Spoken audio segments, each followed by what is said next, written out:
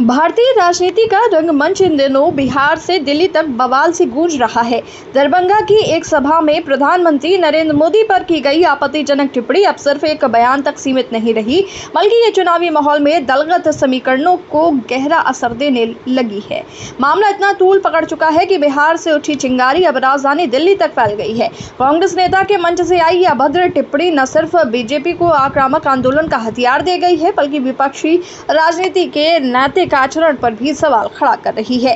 प्रशांत किशोर, जो अब तक सत्ता और विपक्ष दोनों से दूरी बनाकर अपने जनसुराज अभियान को चला रहे थे, उस प्रकरण में खुलकर सामने आ गए हैं। उनका कहना है कि मोदी केवल भाजपा के नेता नहीं, बल्कि देश के प्रधानमंत्री हैं और किसी भी राजनीतिक विरोध की मर्यादा होती है।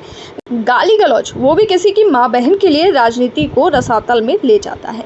प्रशांत किशोर का ये बयान कांग्रेस के लिए एक और नैतिक दबाव खड़ा करता है। आखिर सवाल ये उठता है कि कांग्रेस क्या इस अभद्र टिप्पणी की जिम्मेदारी लेगी? क्या माफी मांगने का साहस दिखाएगी? बिहार की सड़कों पर उतरी बीजेपी अब इसे दिल्ली की लड़ाई बनाने में जुट गई है। पटना और मुजफ्फरपुर में जहां लाठी डंडे और कांग्रेस बीजेपी कार्यकर्ता भिड़े, वहीं समस्तीपुर से लेकर के दिल्ली तक ये संदेश आ रहा है कि बीजेपी अपने नेता और प्रधानमंत्री की गरिमा को किसी भी कीमत पर मुद्दा बनाएगी। ये विरोध महज एक बयान पर प्रतिक्रिया नहीं है, बल्कि इसके भीतर 2024 और फिर बिहार विधानसभा चुनाव की तैयारियां भी छिपी हैं। प्रशांत किशोर के रुख ने भी राजनीति को नया मोड़ दे दिया है। क्या ये इशारा है कि जनसुराज आगे चलकर भाजपा विरोधी गठबंधन से दूरी बनाएगा, या ये संकेत है कि बिहार की राजनीति में कांग्रेस की जमीन और कमजोर होगी?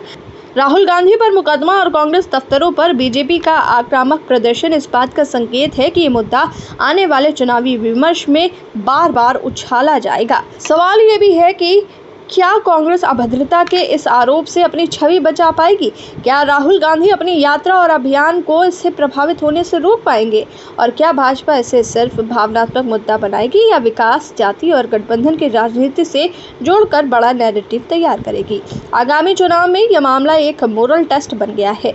एक तरफ भाजपा को मौका मिल गया है विपक्ष की असभ्यता को भुनाने का, तो दूसरी तरफ कांग्रेस और उसका नेतृत्व नैतिक जिम्मेदारी के सवालों से घिर गया है। बिहार जैसे संवेदनशील और चुनावी दृष्टि से निर्णायक राज्य में ये बवाल किस दिशा में जाएगा, ये आने वाले हफ्तों में साफ हो पाएगा।